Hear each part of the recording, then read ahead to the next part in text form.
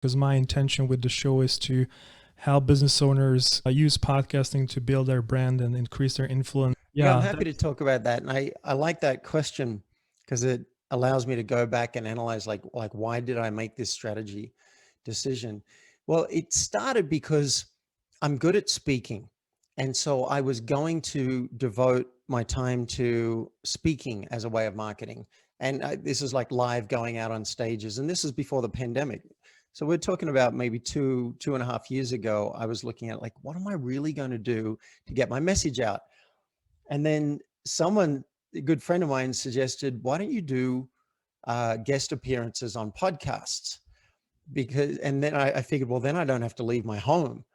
I don't have all the travel, and I can still have influence by being a guest expert on podcasts. So I've been going deep into that. And I think I've done about 160 interviews in the last couple of years. wow. And then very wise woman by the name of Emily Rosen said, look, if you're going to be on other people's podcasts, you really should have your own. And I said, why? Why should I have my own? She said, well, when you're on someone's podcast, you can invite them to go to your website and download something or subscribe or whatever, but they've already shown that they listen to podcasts. That's what they do. So, you know, one smart thing you could do is at the end of the podcast, your call to action could be go and get on my podcast as well. And then once they're on that podcast, you can have your other calls to action to get them on the email list and whatever. That made a lot of sense to me. So that was the main reason that I created the podcast. And then the secondary one that I've discovered since is it's a really great way to connect with a lot of people. And so now I've had some people like John Gray, who wrote the book Men Are From Mars, Women Are From Venus. I know John, but we're not like buddies. I don't have his cell phone number or anything. And so I'm not going to really get to hang out with John, except I have a podcast. And so, you know, I pitched his assistant to interview John, and he was a yes. And so I got to hang out with John for an hour and built the relationship. So those are two big reasons, I think, to have a podcast. One is if you're going to be an expert on other people's podcasts, this is a way that people can join you. And the other one is you get some really great relationships. Like I know some amazing people now over these last couple of years, simply because I have a podcast and because they have a podcast. And then you get into the favor business, right? So you want this for influence. I just reached out. I won't mention names, but someone who's one of the top podcasters in the industry, I reached out and said, look, I wonder if you'd be open to making a few introductions for me. Here's my wish list.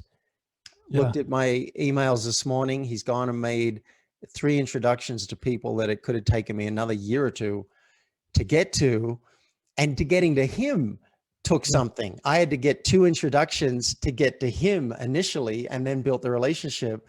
So it's almost like climbing a ladder. You know, you go rung by rung by rung up the ladder of influence. Were you strategic about the topic of your show? Did you want to kind of like attract the audience that you want to serve as clients? Right. Yeah. Yeah. So I think the question is how niched do you go, and how did you work out the topic of the podcast? I'm on my 3rd iteration, or maybe it's 2nd iteration, but the 3rd brand. So I started with a brand Play for Real because I want to help. I like helping business owners to make more money. But what's more exciting for me is looking at who they are as a person and how they're showing up in the world. So for example, I just had a coaching session with a guy whose product's going viral. So we just talked all about business. But I've got another session later today. She's a business owner. Sometimes she brings business issues. Sometimes it's like, how do I support my husband? He's going through a really rough time now, and I just don't know how to help. Yeah. So I'm unusual in that I straddle both business and life, and I look at the whole person. So Play for Real was my brand, and I started the podcast called Play for Real. Then I realized, you know what? That's fine for someone like Tony Robbins, who's already got a massive following and is hugely established. He can, you know, he can do something like unleash the giant within, like something very broad. But for someone like me, it's probably not the best idea. So I decided to pick a lane and to go deep. because we don't want to go a mile wide and an inch deep. We want to go an inch wide and a mile deep. So I decided, look, what do I really love? I love courage and I love tough conversations, because when we avoid tough conversations, our world gets smaller, our whole life gets smaller. When we lean into our tough conversations, we get to grow, get great business results, great relationships. So I decided that's it. I'm going to pick a lane. So I rebranded the podcast, rebranded the website, and went deep into tough conversations for a year, maybe a year and a half.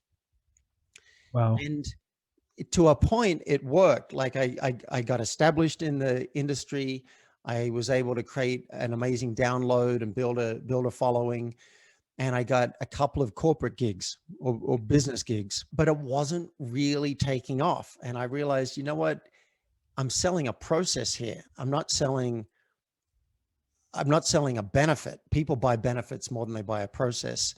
Mm. And so I thought, this is kind of a tough niche for me. And I decided to rebrand again. And I looked at, what do my clients really want?